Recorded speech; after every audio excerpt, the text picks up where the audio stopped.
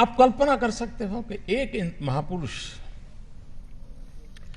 जिसको इतना जुल्म सहना पड़ा हो, जिसका बचपन अन्याय, उपेक्षा और उत्पीड़न से बीता हो, जिसने अपनी मां को अपना में अपमानित होते देखा हो, मुझे बताइए ऐसे व्यक्ति को मौका मिल जाए तो हिसाब चुकता करेगा कि नहीं करेगा?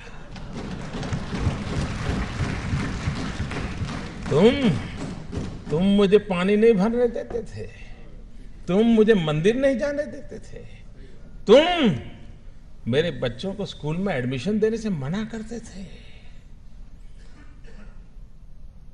मनुष्य का जो लेवल है ना, वहां ये बहुत स्वाभाविक है, लेकिन जो मानव से कुछ ऊपर है वो बाबा साहब आंबेडकर थे कि जब उनके हाथ में कलम थी, कोई भी निर्णय करने की ताकत थी।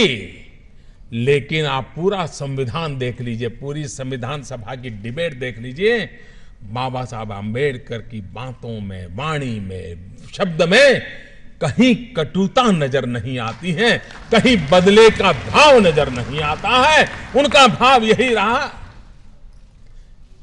और वो भाव क्या था, मैं अपने शब्दों में कह सकता हूं कि कभी कभार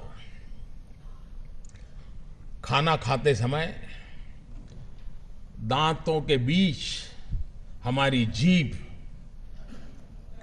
कट जाती है, लेकिन हम दांत तोड़ नहीं देते हैं। क्यों?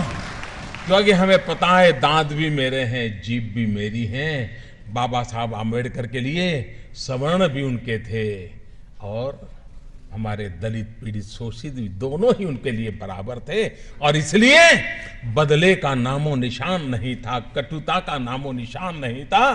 बदले के भाव को जन्म न देने का और समाज को साथ लेके चलने की प्रेरणा देने वाला प्रयास बाबा साहब आंबेडकर की हर बात में झलकता है। और ये देश 125 करोड़ का देश बाबा साहब आंबेडकर का हमेशा हमेशा ऋणी रहेगा, जिसने देश की एकता के लिए अपने जुल्मों को दबा दिया, गाड़ दिया, भविष्य भारत का देखा और बदले की भावना के बिना समाज को एक करने की दिशा में प्रयास किया है। क्या हम सब, हमारे राजनीतिक कारण कुछ भी होंगे, पराजय को झेलना बड़ा मुश्किल होता है, लेकिन उसके बावजूद भी जय और पराजय से भी समाज का जय बहुत बड़ा होता है, राष्ट्र का जय बहुत बड़ा बता होता है। और इसलिए उसके लिए समर्पित होना यह हम सबका दायित्व बनता है। इस दायित्व को लेकर के बाबा साहब आंबेडकर ने जो उत्तम भूमिका निभाई है,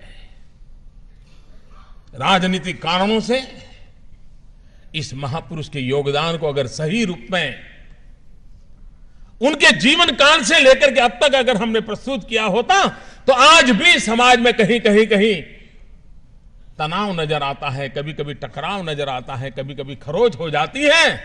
मैं दावे से कहता हूं, अगर बाबा साहब आंबेडकर को हमने भूला न दिया होता तो ये हाल न हुआ होता। दोस्तों, अगर बाबा साहब आंबेडकर को फिर से एक बार हम उसी भाव के साथ, श्रद्धा के साथ जन सामान्य तक पहुंचाने का प्रयास करेंगे तो ये जो कमियां है वो कमियां भी दूर हो जाएगी।